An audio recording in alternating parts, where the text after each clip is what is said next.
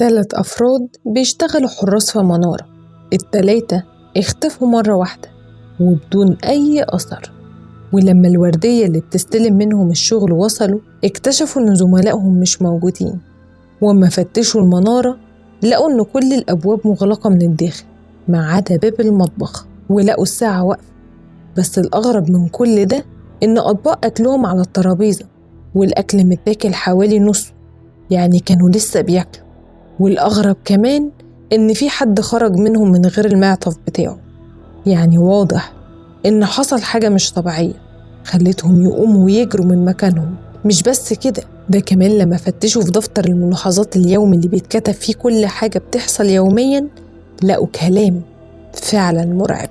يا ترى حصل لهم إيه؟ ولا إيه اللي يخليهم يقوموا جري بالشكل ده؟ وكان إيه اللي مكتوب في الدفتر؟ كملوا الفيديو للآخر عشان تعرفوا إيه حكايته. يلا نبدأ على طول.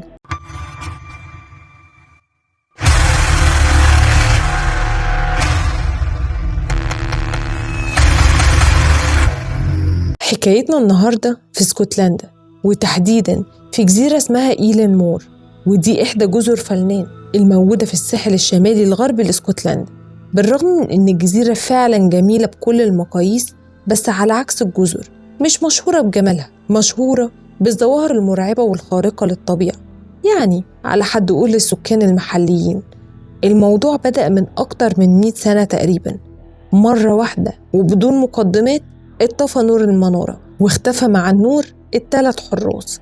أغلب سكان الجزيرة بيشتغلوا رعاة غنم، والمكان بسيط للغاية، ويدوبك كمان في كنيسة بناها القديس فيلنان في القرن السابع الميلادي، وبسبب الكنيسة دي اتسمت الجزر على اسم القديس فيلنان.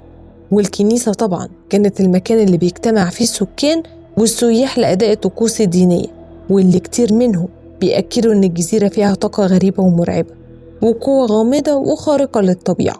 وربطوا طبعا اللي حصل مع الحراس بالقوة الخارقة. القصة بدأت في ليلة 15 ديسمبر سنة 1900 لما باخرة أرسطو كانت جاية من فيلادلفيا ومتجهة إلى ليس، ومرت من جزيرة إيلين مور، وكانت المنارة أنوارها مش شغالة على الرغم من إن الجو كان سيء جدا يومها. ومن المعروف إن المنارات دايما بتشغل الضوء الإرشادي خصوصا عند سوء الأحوال الجوية، إلا إن الليلة دي كانت الأنوار مطفية تماما. وقامت سفينة أرسطو بالإبلاغ عن اللي حصل معاهم وعن إن المنارة أنوارها كانت مطفية. وفي يوم 26 ديسمبر وصلت سفينة هيسبيروس بقيادة القبطان جيم هارفي، ودي كانت السفينة اللي كان على متنها الحراس البديلين اللي المفترض إنهم هيبدلوا مع الحراس ال3، يعني كعملية روتينية ويستلموا منهم الشغل. الحراس ال3 اللي كانوا في المنارة كان اسمهم ماك آرثر ومارشال وتوكاد. وما وصلت السفينة برضو المنارة نورها كان مطفي ومش شغال.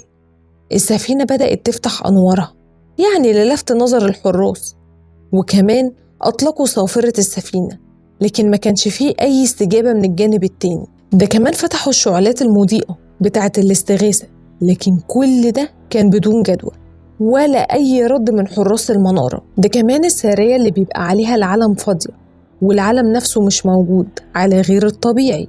والأغرب من كل ده إن صناديق الإمدادات اللي بتتبعت لهم متسابة في مكانها في منصة الهبوط وما تعملهاش إعادة تخزين.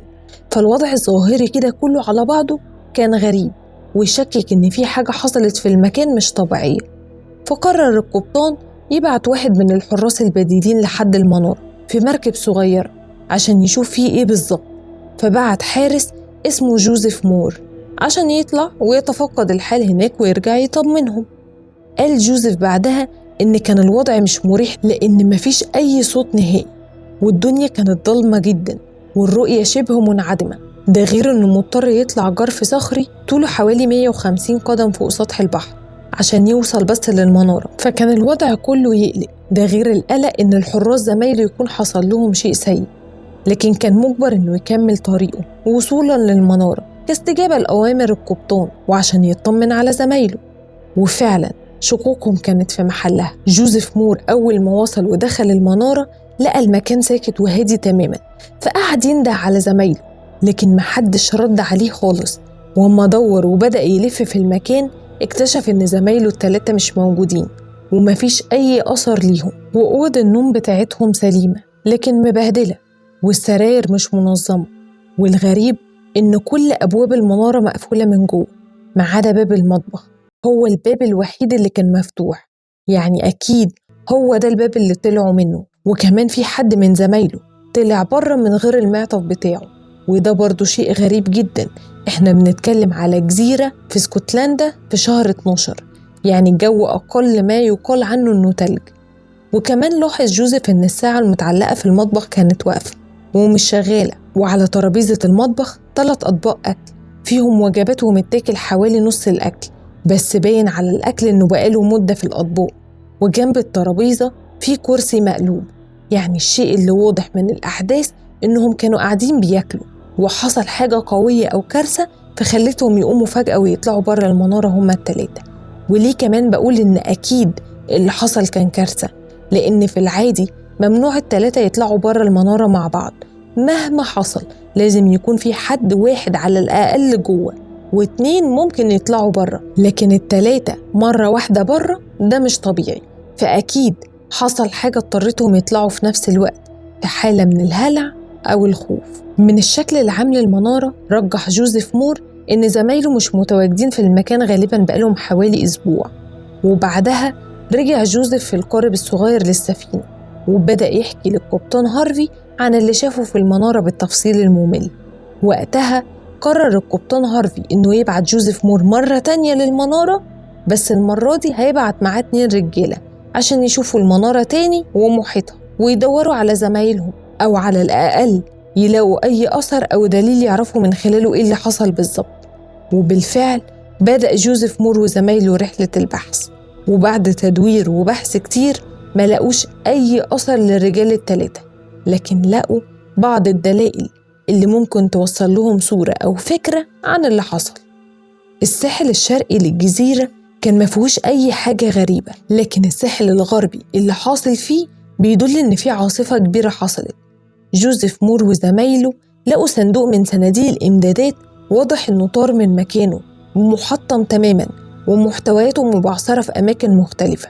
وده يدل إن الهواء كان شديد جداً لدرجة إنه يطير ويكسر صندوق تقيل بالشكل والحجم ده. ده غير إن كان فيه سور حديدي على جوانب الممر، الحديد بتاعه ملتوي ومتني لدرجة إن فيه قطع منه متكسرة، وكمان في جزء أسمنتي من الطريق مقتلع من مكانه ومش موجود، وصخرة كبيرة وزنها يطلع أكتر من طن متشالة من مكانها. فلكم أن تتخيلوا شدة العاصفة اللي حصلت. وبرضو مفيش أي أثر للحراس ال3 ولا حتى جثثهم. بعدها قرر جوزيف مور وزمايله إنهم يرجعوا للسفينة مرة تانية عشان يبلغوا القبطان باللي حصل واللي شافوه.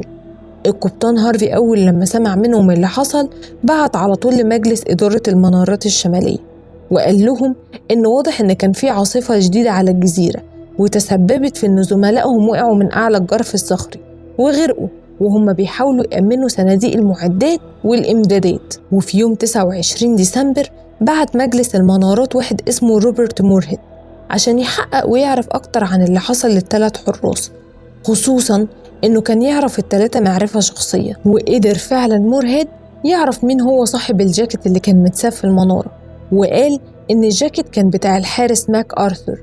وبدأ البحث والتدوير في المنارة ومحيطها، وبعد التحقيق قدر يكون قصة افتراضية عن اللي حصل. القصة الافتراضية بتقول إن الحراس المفقودين مارشال وتوكاد غالباً طلعوا ناحية الساحل الغربي لتأمين المعدات والإمدادات أثناء ما كانت العاصفة شغالة، وإن ماك آرثر كان هو اللي في المنارة لوحده، وغالباً سمع استغاثة منهم أو خاف من صوت العاصفة فطلع جري لزمايله ونسي المعطف بتاعه من شدة الخوف والاستعجال. وبعدها تم نشر تقرير رسمي من المشرف العام في أول 1901 بيقول فيه إن ال3 حراس ليلة يوم 15 ديسمبر كانوا قاعدين بيتعشوا وخرجوا لتأمين المعدات اللي كانت محطوطة على الصخور على ارتفاع 34 متر فوق سطح البحر. وهم بياخدوا المعدات عشان يشيلوها موجة كبيرة طلعت من البحر خبطت في الصخور وسحبتهم وقعتهم في البحر وغرقوا. ناس كدبت التقرير وناس صدقته، وبدأ الجدل حول مصدق ومكذب للروايات والتقارير الافتراضية. وطبعا عشان الجزيرة في الأساس دايما مربوطة بالقوة الخارقة للطبيعة طلعت قصص ونظريات افتراضية تانية. الناس قالت إن ممكن يكون الحراس الثلاثة خطفتهم حريات البحر، وناس تانية قالت إن في طائر كبير جدا هاجمهم وممكن يكون قتلهم وأكلهم. نظريات غريبة الصراحة، بس لو فرضنا إنها صح، طب فين أي حاجة من جثثهم؟ مفيش. ونظرية تانية طلعت تقول إن غالباً الثلاث حراس هربوا بالشكل ده متعمدين إن القصة تبان إن حصل لهم حاجة مش طبيعية، هرباً من ديونهم، وبعدها تاهوا في عرض البحر. بس اللي يخليك تقف وتفكر في اللي حصل لهم الملاحظات اللي كاتبها الحارس مارشال ليلة 13 و14 و15 ديسمبر قبل اختفائهم مباشرة.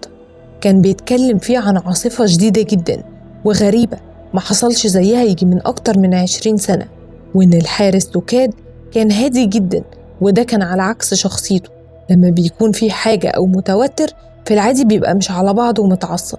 وإن ماك أرثر كان بيعيط بشكل غريب وعمال يصلي ويتضرع لربنا ويدعي. ومكتوب كمان إن في ليلة 15 ديسمبر العاصفة انتهت وبدأ الهدوء يعم المكان.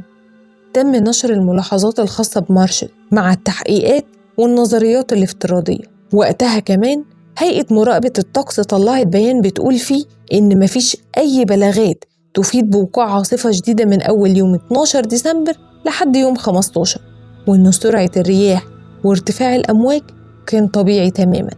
إذن تصريح هيئة الطقس بيتنافى مع الملاحظات اللي كاتبها الحارس مارشال. وفضل الجدل على القصة ومحدش عارف إيه اللي حصل بالظبط للحراس الثلاثة وإيه اللي تسبب في اختفائهم بالشكل ده وبدون أي أثر. وعدت السنين لحد ما جه صحفي اسمه مايك داش ونشر تقرير في جريدة The 14 Times بيقول فيه إن الملاحظات دي بكل تأكيد مفبركة ومفيش دليل إن صاحبها هو الحارس مارشال، وإنهم أضافوها للقصة للتشويق. بس برضو لو الكلام ده صحيح هيستفادوا إيه؟ ما الناس كده كانت متابعة القضية، أكيد وقتها ما كانش فيه ترند ولا حد همه يزود الفولورز عشان يعني يضطروا يضيفوا للقصة.